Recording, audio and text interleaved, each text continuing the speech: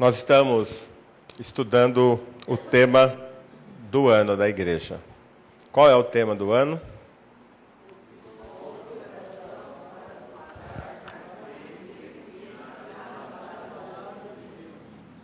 Vamos de novo? Dispondo.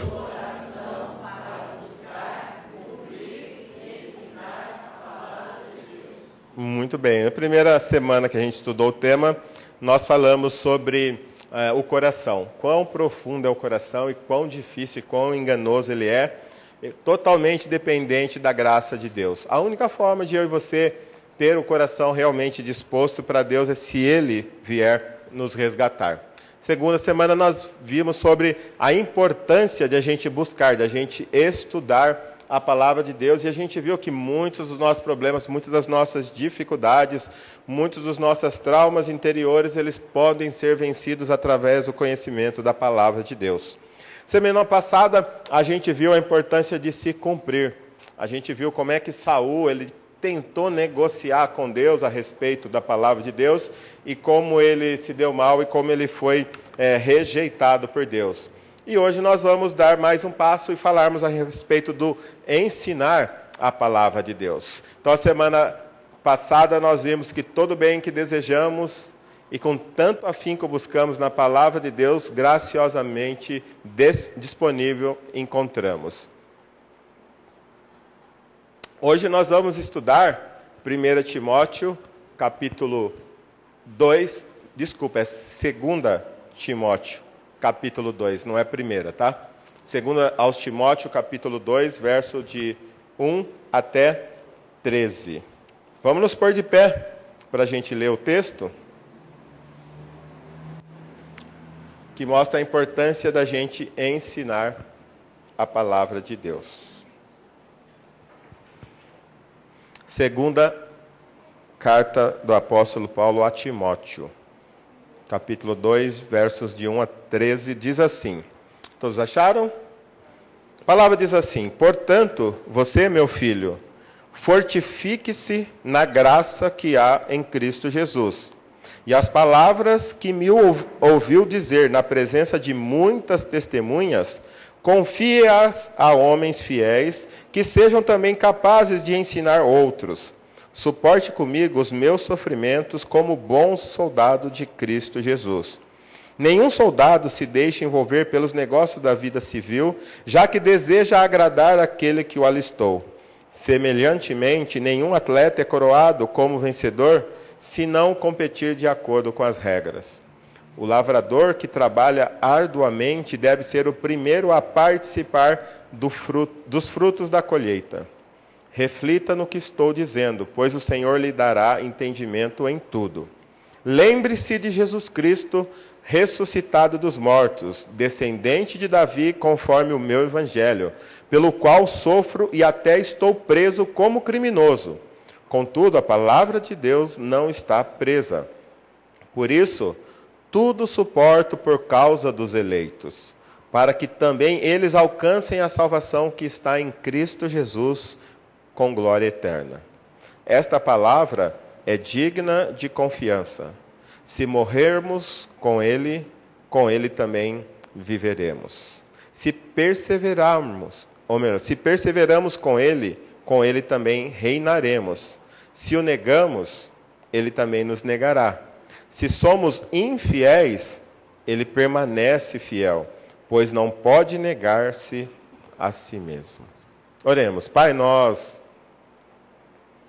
nessa noite queremos suplicar que a Tua graça, mais uma vez, revista a nossa mente, o nosso coração, nos livrando de toda distração, de todo empecilho, que o Senhor nos ajude a nos concentrar na Tua palavra e que o Senhor fale aos nossos corações através da importância de se evangelizar e como o Senhor deseja que nós nos portemos na hora da evangelização.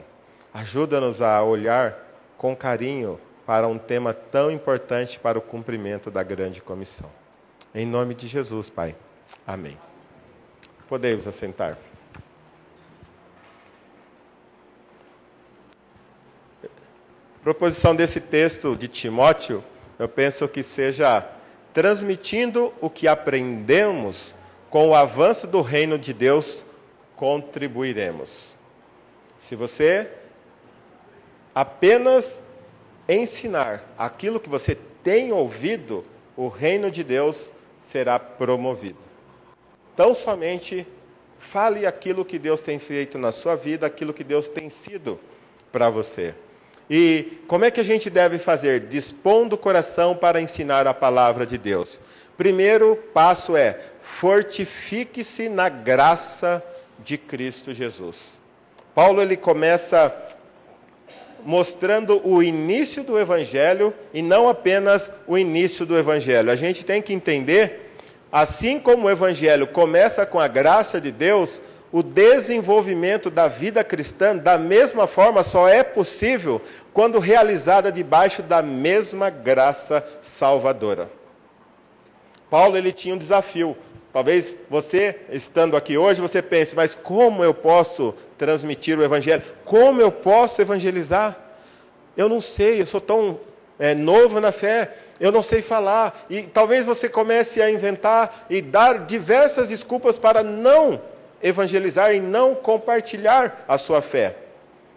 Timóteo era um jovem pastor e ele tinha um grande desafio. E quando Paulo desafia ele a pregar a tempo e fora de tempo, o que ele fala? Ele começa falando a respeito de quem o capacitaria. E ele fala: fortifique-se na graça que há em Jesus Cristo. E a palavra fortifique-se, esse verbo está presente, mas na voz passiva. Ou seja, o agente da ação não seria ele. Ele seria o receptor. Na verdade, Deus, a graça de Deus o fortaleceria. E é também no modo imperativo. Era uma ordem. Se você quer fazer qualquer coisa para a igreja do Senhor Jesus, antes de fazê-lo, você precisa ser fortalecido pela graça de Deus. Não tem por que dizer, eu não sei falar. A graça é capaz de te ajudar. Eu não consigo achar os versículos. Creia que na hora que você precisar, o Espírito te fará lembrar. Mas lembrar do quê? E é lógico, é lembrar de tudo aquilo que você já viu. Agora, se você não viu, não vai aparecer do nada versículos para você. Por isso que é importante, primeiro, dispor o coração para quê? Para aprender, buscar a palavra. Depois, praticá-la.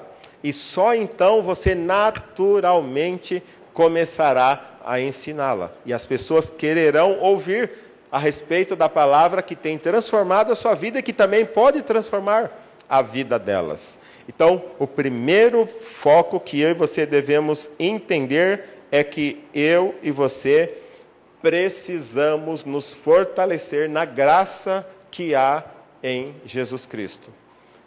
Tudo aquilo que Deus pede para nós, Ele mesmo quer nos capacitar e fazer através de nós. Se tem algo que você nunca fará sozinho, é a obra de Deus. Você sempre terá a companhia dEle, sempre terá a graça dEle junto contigo. Segundo ponto que a gente olha para esse texto é o seguinte: desenvolva relacionamentos discipuladores.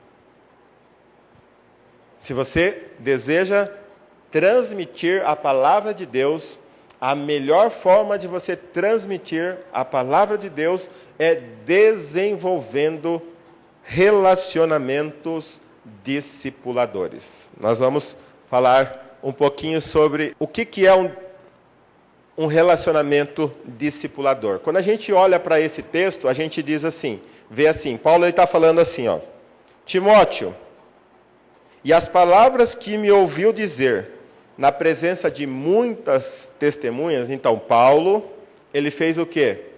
Ele transmitiu para Timóteo e ele pediu o quê? Para que Timóteo fizesse o quê? Transmitisse a outros homens fiéis que fariam o quê? Transmitiriam para outros homens fiéis. Mas para por aí. Por que o Evangelho chegou até nós? porque essa corrente, ela foi alimentada até que chegasse a nós. E a próxima geração depende de quem? Você. Hoje sou eu, hoje é você. E nós vamos ter que fazer isso com quem? O que é o RD? Relacionamento discipulador. O Evangelho só chegou até nós porque homens entenderam a importância de compartilhar a sua fé, homens entenderam a importância de sair de Jerusalém. Na verdade, os discípulos não entenderam, né? Deus fez eles compreenderem e expulsou eles rapidamente ali de Jerusalém, quando enviou a perseguição, e eles saíram para evangelizar. Depois, durante toda a era da igreja, sempre Deus despertou corações para irem para a Índia, para irem para a China, para virem para o Brasil. E hoje Deus tem despertado brasileiros para irem para a África, para a Europa, para os Estados Unidos. Berços do Evangelho, que levou o Evangelho para todo lugar, agora estão precisando ouvir o Evangelho. E para que não aconteça o mesmo com a nossa nação, que a gente seja uma agência missionária que envie, eu e você temos que entender o nosso papel. Compartilhar a nossa fé. Compartilhar a nossa fé. Sabemos que estamos fazendo discípulos quando eles começarem a se reproduzir. Até então ele não é um discípulo. Só quando ele começar também a fazer discípulo. O que é a evangelização? A comunicação clara e fiel do Evangelho, visando sobre o poder e a dependência do Espírito Santo, levar pessoas ao arrependimento e à fé em Cristo Jesus como Senhor e Salvador, tornando-se seus discípulos. A comunicação clara e fiel do Evangelho. Isso é evangelizar. No poder de quem? No poder do Espírito Santo. Fortifique-se na graça que há no Senhor Jesus Cristo. E o que é um relacionamento discipulador? Nós já vimos, mas é bom que a gente sempre relembre isso. O relacionamento discipulador é o relacionamento o quê? Intencional. Você se aproxima da pessoa com uma intenção. Qual é essa intenção? Levá-la a Cristo e torná-la um discípulo de Jesus. É essa a sua intenção quando você se aproxima de qualquer pessoa, se você tem essa mentalidade de um relacionamento discipulador. Sexta-feira, a Andréia e a Bibi foram no cinema com quem? Com o RD da Bibi. O relacionamento discipulador dela. Quanto tempo vai demorar isso? Não sabemos. Mas ela está encostando, convidando, levando pessoas da igreja para ter contato com o RD dela, a fim de que ela conheça mais profundamente a graça de Deus.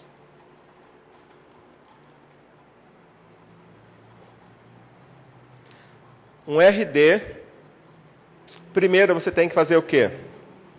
Orar, depois ir, depois anunciar, depois você precisa escolher as pessoas com quem você está anunciando, né? E aquele que você vê que tem um certo interesse, você então começa a criar e aprofundar um relacionamento. Talvez você fale durante a semana por 20, 30 pessoas, mas nem todas estarão abertas. Mas aquelas que você perceber uma certa predisposição, você começa a investir um tempo maior nessa pessoa. Vamos pensar como tem sido. E será que isso já funcionou entre nós? E será que pode continuar funcionando? O que vocês acham? Imagine, certa vez eu cheguei aqui na igreja. E certa vez alguém veio me procurar. E aí a gente começou um relacionamento. Passado o tempo, essa pessoa entendeu que ela precisava fazer o quê? Transmitir aquilo que ela tem aprendido. Então essa pessoa conhecia um outro cidadão. Espera aí, nós não estamos formando uma quadrilha não, tá? mas foi apenas coincidência. Eu falei para o Anderson falou para o Fernando está aqui. Mas só que a gente vê que o Anderson continua falando. Esses dias a gente viu aqui um outro RD dele, um casal, o Carlos e Rilene, que estão aí. Eles até colocaram o nome para a gente ir na casa deles na quarta-feira, acho que dia 30, quando vai ser a campanha dos 40 dias. E talvez ele tenha que continuar. E a gente entende aqui que talvez o Moacir, ele não está aqui hoje, mas será que o Moacir, ele entenderá e fará? Será que o Zé da Marli entenderá e fará o mesmo? Será que cada um de vocês podem fazer o mesmo? Vocês têm feito, vocês têm entendido que a nossa responsabilidade é transmitir aquilo que nós recebemos e entender que aquelas pessoas também têm que ser ensinadas para que elas transmitam aquilo que elas estão recebendo de você? A gente já viu o Fernando ele se empenhando no pequeno grupo na casa dele. Já vieram aqui já 2 vezes, o Flávio e a Paula, e os 2 filhos. Na casa dele também tinha a vizinha, a Alexandra, e os 2 filhos. É possível esse formato que é bíblico dar certo entre nós? É possível. Só que eu e você temos que primeiramente nos fortificarmos na graça que há em Cristo Jesus e se dispor a olhar para as pessoas que Deus tem colocado ao nosso redor como alvos em potencial. Eu tenho me aproximado do Cássio da farmácia, do Paulo da farmácia, 2, 3 casais lá da academia, convidei para o nosso Corajosos, não foi dessa vez, convidei para o nosso encontro de casais, também não vieram, mas falaram, vamos indo, tem mais 2 homens que eu estou... Gente, vai semeando, vai chegar um dia que eles vão frutificar. Quanto maior a semeadura, maior pode ser a colheita. Terceiro passo, siga os exemplos de perseverança diante dos desafios. Olha o que Paulo fala assim, ele diz assim, suporte comigo os sofrimentos como bom soldado de Cristo. A grande dificuldade nossa hoje, como cristãos, é que nós não vemos o evangelho compatível com o sofrimento. A gente acha que o evangelho tem que nos livrar de todo e qualquer sofrimento. Mas a gente, olhando para as Escrituras, sempre vemos o sofrimento fazendo parte da vida dos cidadãos, dos cristãos, dos apóstolos, das pessoas crentes, dos heróis da fé. Olha Hebreus capítulo 11, que pessoas foram cerradas ao meio, foram degoladas, perderam seus bens, perderam seus filhos, por causa da fé. E aqui Paulo está dizendo assim, suporte comigo os sofrimentos como bom soldado de Cristo. E aí o verso 4 ele diz assim, nenhum soldado faz o quê? Se embaraça. O que é se embaraçar? Você já brincou com o novelo de lã? E você começa a pegar e fazer aqui. Já viu uma criança brincando com o novelo de lã? Já viu quando um cachorro pega um novelo de lã? O que ele faz? Aquilo lá é se embaraçar. É se enrolar de uma tal forma que você perde tudo. Não dá nem mais para usar o novelo e às vezes você não acha mais o cachorro ali no meio. Certa vez André entrou em casa, no quarto, e o Natan tinha feito uma arapuca. Ele pegou e esticou, era um barbante, não sei, ele esticou o barbante de uma beliche na outra cama, na porta, na estante, e ele fez um negócio lá, que quando André entrou, cadê o Natan? Isso é se embaraçar, fazer algo que não tem sentido, não tem noção, e algo que te prejudica, algo que não deixa você caminhar o tanto que você caminharia. Imagine um soldado na guerra. O cara está lá na guerra, e hoje em dia tem o celular, né? Imagina ele lá na guerra, preocupado com o jogo de futebol, querendo saber quanto está o time dele. Imagina ele lá na guerra, querendo saber de coisas que podem diminuir o rendimento dele. Então, quando alguém está alistado para um uma batalha, ele quer agradar a quem? O seu general. E aqui ele diz que nenhum soldado se deixa envolver pelos negócios da vida civil, já que deseja agradar aquele que o alistou. Parece que Paulo está falando assim, ó, cuidado, Timóteo, o mundo tem muitas coisas para te prender. E você tem uma tarefa muito importante, valiosíssima. Não permita que nada desse mundo impeça você de fazer aquilo que Deus está te dando o privilégio de executar no reino de Deus. Talvez eu e você não sejamos tão operosos na obra de Deus, porque Deus ainda pretende que a gente se desvencilhe de algumas coisas do mundo que está nos impedindo de ser um bom soldado de Cristo. Um soldado, ele tem que estar disponível para o seu comandante. Segunda figura que ele usa é de um atleta. E ele diz assim: semelhantemente, nenhum atleta é coroado como vencedor se não competir de acordo com as regras. Aquele nosso jeitinho brasileiro de resolver as coisas. E Paulo está falando, não funciona. Um atleta só vai ser coroado se ele fizer exatamente do jeito que Cristo manda. Aquilo que eu e você temos que transmitir não é aquilo que nós achamos, aquilo que nós pensamos, mas aquilo que as Escrituras dizem. As regras, como diz o nosso amigo, são claras. A regra é clara. E eu não posso falar o que eu penso ou o que eu quero, mas sim transmitir única e exclusivamente aquilo que já está escrito, aquilo que já está determinado. E também ele usa a figura de um lavrador. E ele fala assim, o lavrador que trabalha de que forma? Arduamente. É que hoje a gente não consegue ter essa noção. Naquela época, todo mundo sabia o que era um lavrador e sabia o que era trabalhar de sol a sol, né? Enquanto o sol nasce, até a hora que o sol se põe, trabalhar no sol escaldante.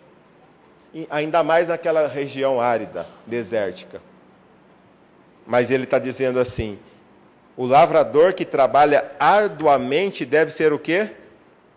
O primeiro a participar dos frutos da colheita. E ele está dizendo assim, ó, primeiro, se aliste no exército de Cristo, se desvencilhe do mundo. Segundo, se prepare como atleta para que você possa correr o máximo possível. E terceiro, assim como um lavrador, tenha a esperança de que a colheita será grande. O lavrador deve ser o primeiro a participar. Então você tem que ter esperança que essa semente que está sendo espalhada vai frutificar por causa de quem? Por causa da graça de Deus. É Deus quem dá o crescimento. E aí ele fala assim, ó, reflita no que eu estou dizendo, pois o Senhor lhe dará entendimento de tudo. Tudo isso que talvez você não entenda, medite, comece a pensar, comece a conversar com Deus. Deus pode te esclarecer como você pode chegar nos seus RDs, como você pode compartilhar a sua fé, como você pode levar o Evangelho a essas pessoas e o que você precisa falar a elas. Deus pode capacitá-lo e lhe dar o entendimento. E por fim, a gente entende que, para que você possa dispor o seu coração para ensinar a palavra de Deus, você tem que manter a esperança através do exemplo de Cristo e das promessas da palavra de Deus. Paulo ele desafiou Timóteo, seja um soldado de Cristo, um bom soldado de Cristo, sofra comigo. Seja um bom atleta, compita segundo as regras. E seja um agricultor, trabalhe arduamente, mas espere pela colheita. E enquanto isso, o que eles devem fazer? Se o desânimo vier, lembre-se de Jesus Cristo, o quê? ressuscitado dos mortos. Não importa o que vai acontecer com a sua vida. Não importa se você vai ser morto por causa do Evangelho. Hoje nós ainda não corremos esse perigo aqui. Mas ainda que corra esse perigo, ele já está falando, Jesus Cristo ressuscitou. E se você for morto por causa do Evangelho, ele também é poderoso para te ressuscitar. E ele continua dizendo, pelo qual sofro e até estou preso como criminoso. Paulo, mesmo fazendo bem, mesmo pregando o Evangelho, a vida dele foi passar por cadeias. E ser acusado de criminoso por estar fazendo a vontade de Deus. Mas ele falava, contudo, a palavra de Deus não está presa. Não importa onde ele estivesse, ele continuava pregando. Mesmo preso em Roma, toda a guarda pretoriana ouviu o evangelho da boca de Paulo. E aí, então, ele começa a dizer a respeito das coisas que eram necessárias. Lembre-se de Jesus Cristo ressuscitado dos mortos como fonte de esperança. O nosso mestre, esse evangelho que nós estamos pregando é diferente de qualquer outra doutrina existente na face da terra. Nenhum outro líder espiritual ressuscitou, mas aquele que nós estamos pregando foi morto sim, mas está vivo. Lembre-se disso. A mensagem que você tem a transmitir, ela é superior a qualquer outra mensagem pregada no mundo inteiro. Você não precisa enfeitá-la, não precisa colocar piadinhas, não precisa fazer nada. Pregue única e exclusivamente o Evangelho. Sabe como é que é o marketing, né? Lá em Araraquara tinha 2 sorveterias grandes, e elas começaram a competir. Uma era a Sorvesuco e a outra não lembro o nome dela. E aí uma começou a fazer, quando você chegava, as crianças ganhavam bexiguinha, pintava de palhacinho, tudo, e aí a outra concorrente, era um comercial na rádio, né? Então falava assim, venha para cá, traga o seu filho para isso, para e desfrutar do palhaço, não sei o que lá, babá. A sacada da outra foi o quê? Se o seu sorvete é tão ruim que você precisa vesti-lo de palhaço, venha para nós. Só que às vezes nós fazemos isso com o Evangelho, nós temos a melhor mensagem do mundo, e nós queremos vesti-la de palhaço, para que as pessoas se interessem pelo Evangelho. E eu creio que muitas pessoas não se interessam pelo Evangelho porque nós diluímos ela. Nós diluímos a mensagem. Você não precisa diluir. Entregue a mensagem assim como está nas Escrituras. O poder é de Deus. Paulo diz, porque o Evangelho é o quê? É o poder de Deus para a salvação. A gente não precisa fazer nada para o Evangelho se tornar atraente. É o poder de Deus. É o poder de Deus para a salvação. Segunda coisa que eu tenho que fazer, lembre-se dos eleitos de Deus.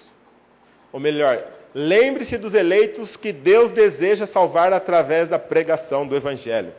A coisa mais que demonstra a maior falta de entendimento é aquela pergunta, se Deus já determinou quem será salvo, por que eu devo pregar? Paulo responde. Não é o que diz o texto aí? Por isso tudo suporto por causa dos eleitos, para que também eles alcancem a salvação que está em Cristo Jesus, pela glória. Nós não sabemos quais dos nossos amigos são eleitos, quais Deus deseja salvar, por isso nós devemos pregar a todos, porque os eleitos só virão à salvação quando ouvirem o Evangelho, porque a Bíblia diz que a fé vem pelo ouvir e ouvir a palavra de Deus. Eu e você devemos entender. Paulo suportava sofrimento porque ele sabia que tinha muita gente que precisava ser salva. E a questão é, será que eu e você estamos dispostos a sofrer por causa daquelas pessoas que serão salvas?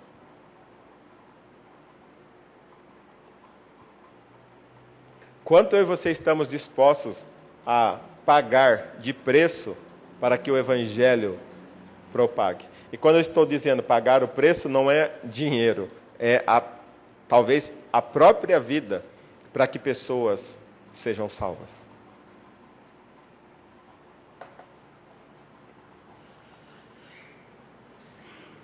E por fim ele fala assim: lembre-se da palavra de Deus, ou melhor, lembre-se das promessas da palavra de Deus, que diz assim: se morrermos com Ele, viveremos. Que maravilha é poder morrer com Cristo, ou por Ele, que maravilha é. Por quê? Lembre que um pouquinho antes ele disse que aconteceu com o que com esse Cristo que morreu também? Ele ressuscitou. Se você morrer com Ele ou por Ele, você também ressuscitará. Se perseverarmos, né? Se perseveramos com Ele o quê? Reinaremos. Reinaremos. Ele diz lá em Hebreus: se você recua, a minha alma não tem prazer em você. Na hora do vamos ver, na hora que a fé tem que realmente demonstrar que é uma fé viva, genuína, se você recusa, ele diz: a minha alma não tem prazer naqueles que recuam. A minha alma não tem prazer. Mas ele também diz: se o negarmos, ele também nos negará. Entenda, negar não é apenas dizer eu não creio nele. Negar talvez seja você ver lá o seu vizinho, o seu amigo, ou o seu familiar fazendo algo que contraria a palavra de Deus e você não mostra a verdade para ele. Talvez você vê alguém adorando uma imagem e você faz: deixa ele, esse daí não tem jeito. Isso você está negando o seu Salvador. Nós estamos num contexto que é de anunciar. E se você o nega, você não o anuncia na hora que é necessário, você está negando a esse Salvador maravilhoso. Mas o consolo mais maravilhoso vem da última declaração: se falharmos, ele permanecerá fiel por aquilo que ele é. Ele não pode se negar, porque eu quebrei a minha parte do acordo, ele também vai quebrar a dele. Não. A fidelidade dele continua ali. A hora que você decidir voltar, a hora que você decidir retornar para os braços dele, ele estará ali te esperando. Portanto, eu e você devemos manter a esperança através do exemplo de Cristo e das promessas da palavra de Deus. O que eu devo fazer com o nosso tema? Primeiro, em tudo aquilo que Deus pede para que realizemos, Ele mesmo é a fonte provedora de toda graça. Você tem dúvida disso? De que tudo aquilo que Deus deseja que eu e você, ou que a IBNJ faça, Ele é a fonte provedora de tudo? Você tem dúvida disso? Que todos aqueles na Bíblia que se dispuseram a fazer a vontade de Deus, encontraram os recursos na própria graça de Deus. Seja lá o que for. Eu não sei falar, Deus, mas eu quero falar para o meu vizinho. Disponha o seu coração que Deus lhe capacitará a anunciar o Evangelho para o seu vizinho. Deus, eu quero dar um testemunho fiel lá na escola. Disponha o seu coração. E Ele ajudará você a testemunhar para os seus amigos que estão na direita, na esquerda, na frente e atrás de você, ou mesmo no intervalo. Deus vai capacitar você. Se for para fazer a obra dele, recursos não faltarão. Os recursos faltam quando nós tentamos fazer os nossos próprios projetos, até que a gente perceba que temos que corrigir a nossa rota, e fazer os projetos que Deus deseja e abandonar os nossos. Sempre que Deus deseja fazer algo, os recursos vêm dele mesmo. E se você estiver envolvido com aquilo que Deus está envolvido, nada faltará. Você pode ter certeza. Certeza absoluta. Eu já contei e vale a pena relembrar. É uma das histórias mais extraordinárias que eu vi da graça de Deus chegando na hora H, que é da Pamela, uma peruana que estudava no Palavra da Vida e estava com 3 meses de mensalidades atrasadas e ela estava sendo convidada gentilmente para sair, encontrar os recursos e retornar para o Palavra da Vida para poder continuar o seu curso. No dia marcado para que ela fosse embora, ela estava lá, se despediu de mim, se despediu, não sei se a Andréia estava lá, se despediu de todo mundo, se despediu do diretor, despediu da secretária, e aí um carrão, a Palavra da Vida é aberto lá, né? Um carrão passou e parou ali. E ela chorando, despedia de um, despedia do outro, despedia do outro. Aí a mulher desceu do carro, né? Uma madame desceu do carro, e viu todo mundo abraçando, chorando com ela. Perguntou, o que está acontecendo? Ela está indo embora. Mas por quê? Porque ela não tem o dinheiro para pagar a mensalidade, então para não ficar contraindo mais dívida, ela precisa se retirar. É? Aí ela foi lá, encostou na Pamela e perguntou quanto que ela precisava para pagar a mensalidade. Ela falou tipo assim, R$7.000. A moça foi lá no carro, pegou a carteira, assinou um cheque, entregou para ela e falou, não precisa ir embora não. Montou no carro e foi embora. Ninguém sabe quem é essa mulher, ninguém sabe de onde ela veio, nunca mais ouvimos falar dessa mulher. Mas ela apareceu ali para provar que Deus queria aquela moça se formando ali e depois voltando para o Peru. Ela se formou e hoje ela está no Peru. Mas é uma situação que ninguém podia manipular. Ninguém. Uma mulher chega lá olhando assim. O que é isso aqui? Aqui é a Palavra da Vida. O que acontece aqui? Aqui é os seminaristas, estudam, fazem seminário. Legal. E aquela moça, por que ela está chorando? Porque ela tem que ir embora. Aí a mulher vai no carro, pega um cheque, entrega. Ela nem sabia o que era aquilo. Nem sabia o que era a Palavra da Vida. Portanto, todos os projetos de Deus são financiados pelo próprio Deus. A gente não sabe de onde, mas os recursos vêm. Não sabe entre aspas quem Deus vai usar para cumprir a obra dele. Mas ela vem na hora que ele deseja. Segundo, quando nos dispomos para conhecer e praticar a palavra de Deus, inevitavelmente compartilharemos com os demais as maravilhas desse Deus maravilhoso que se revela nas Escrituras. Gente, a palavra diz assim, eu não posso deixar de falar das coisas que temos ouvido e visto. Alguém que tem experiências profundas com Deus não pode ficar de boca fechada, ela não consegue ficar de boca fechada. Alguém que realmente está sendo impactado pelo Deus maravilhoso não consegue se ocultar. Jesus diz, não é possível colocar uma candeia debaixo da cama. Onde fica a luz no seu quarto? Quando você entra na sala da sua casa, se acende a luz, ela está onde? Dentro da estante, embaixo do sofá, ou ela está onde? Em cima, bem no centro, para iluminar toda a sala. E é isso que Deus quer fazer com a sua vida. Quer colocar você no lugar de maior evidência, para que as pessoas possam ver quem? Ele. Não você, mas ver Ele. Ver a glória dele. Se você está tendo experiências com Deus, é impossível você ficar calado. E relacionamento discipulador é o melhor e maior investimento que você pode fazer de sua vida, onde desfrutará de resultados eternos. Gente, você tem algum momento livre no seu dia?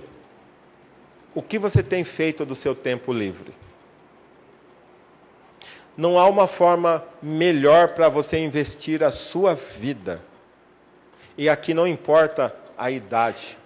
Pode ser o Felipe que está dormindo ali no colo da Fabiana. Pode ser quem é o mais agraciado com os anos aqui, entre nós. O Eli já baixou lá.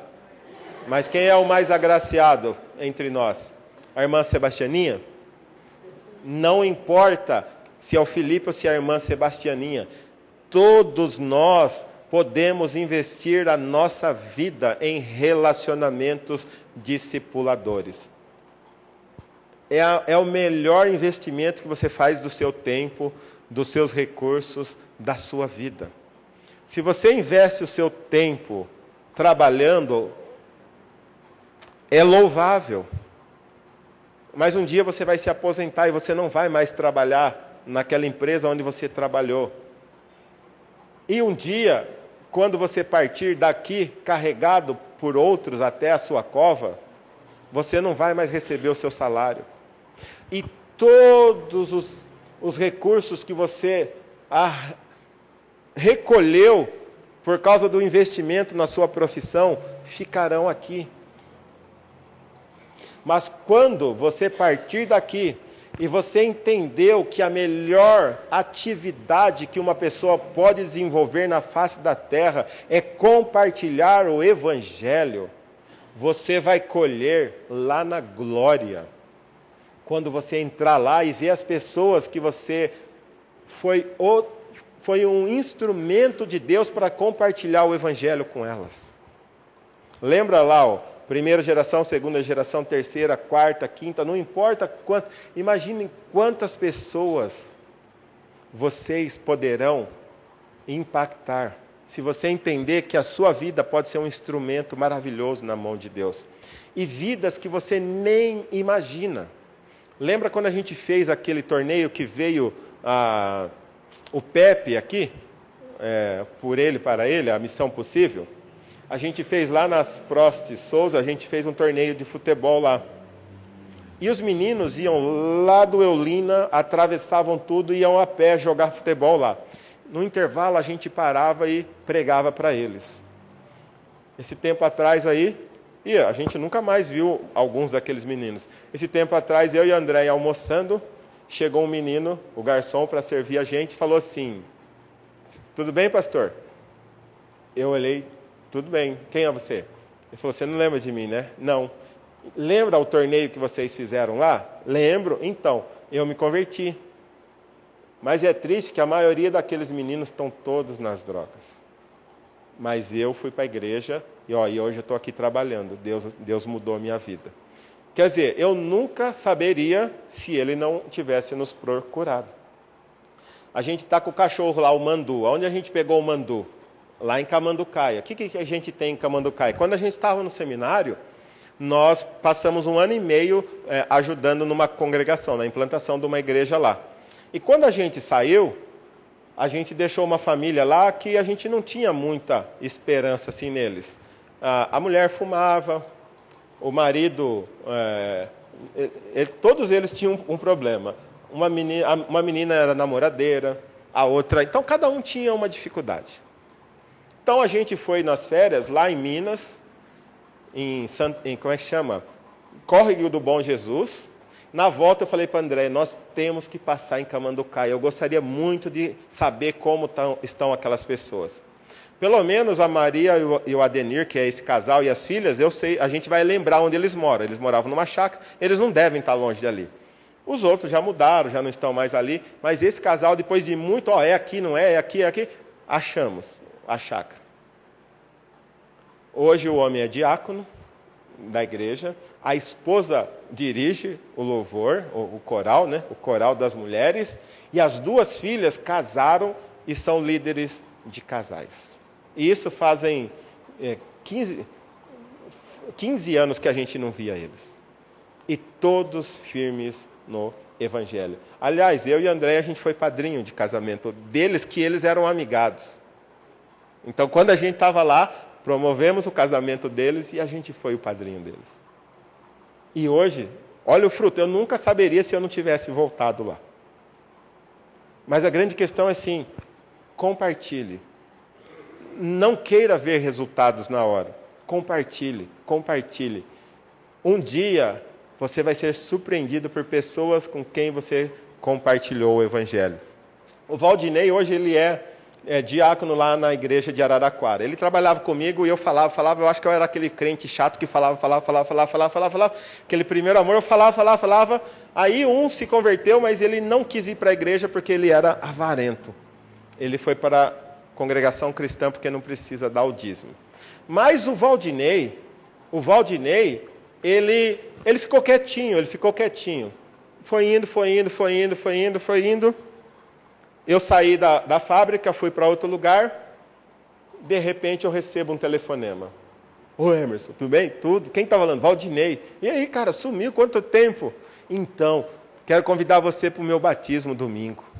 Eu me converti na igreja batista do... como é que chama lá? Jardim Eliana. Então, assim, pessoas que há tempo. E ele falou que ele se converteu na época, mas ele não queria dar o braço a torcer, porque eu era chato, né? Porque eu falava muito. Então ele não deu, mas ele reconheceu. E eu creio que você pode também ser surpreendido pelas pessoas com quem você vai compartilhar o Evangelho.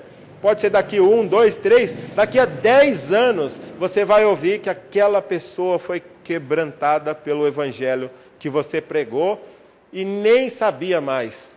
Mas um dia a pessoa falou para você. Eu lembro até hoje da pessoa que me evangelizou, Elder Rubens Edner Ribeiro. De vez em quando eu ligo para ele. Mas a primeira vez que eu liguei para ele, eu liguei e falei, aqui é o seu filho. Ele falou, ei, para com isso, rapaz. Eu falei, não, é o seu filho. Você lembra aquele dia assim, lá na fábrica, assim, que você falou de Jesus para mim? Aquele dia eu me converti. E aquele dia eu parti em direção do Evangelho.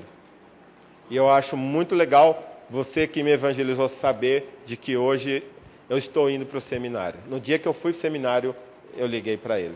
Fazia já uns 10 anos que eu tinha me convertido, eu nunca tinha. Naquela semana, eu vi uma colega que trabalhava na Telefônica e que ela procurou o nome dele e achou o nome dele lá em Olímpia. Aí eu liguei para ele.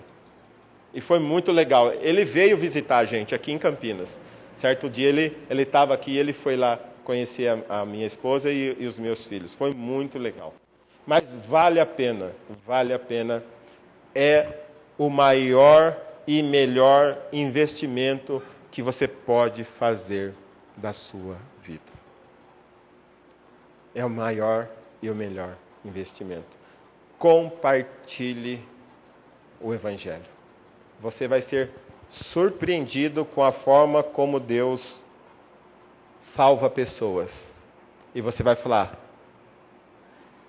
eu fui usado? Sim, você foi usada. Mas entenda, a graça e o poder é dele. Não precisa achar que você está com a... Não. Toda a honra e toda a glória é ao Senhor Jesus. Ele quer salvar pessoas e ele nos dá o privilégio de compartilhar o Evangelho, coisas que até os anjos gostariam de fazer. Mas ele deu a nós esse privilégio. Não desperdice. Encoste em alguém. Comece a orar pelas pessoas, pelos seus vizinhos. Comece a olhar para as pessoas como alvos evangelísticos. E nós poderemos chegar a um tempo que muitas pessoas estarão sentadas aqui, porque você entendeu o que precisava falar. E eu tenho visto algumas pessoas falando dos seus relacionamentos discipuladores, que eu creio que em pouco tempo poderão estar conosco. Mas como agricultor, lance a semente e tenha paciência. Não pare de regar, não pare de regar. Mas cedo ou mais tarde, essas sementes frutificarão. E que Deus nos abençoe e que a gente possa dispor o nosso coração para buscar, cumprir e ensinar a palavra de Deus. Amém?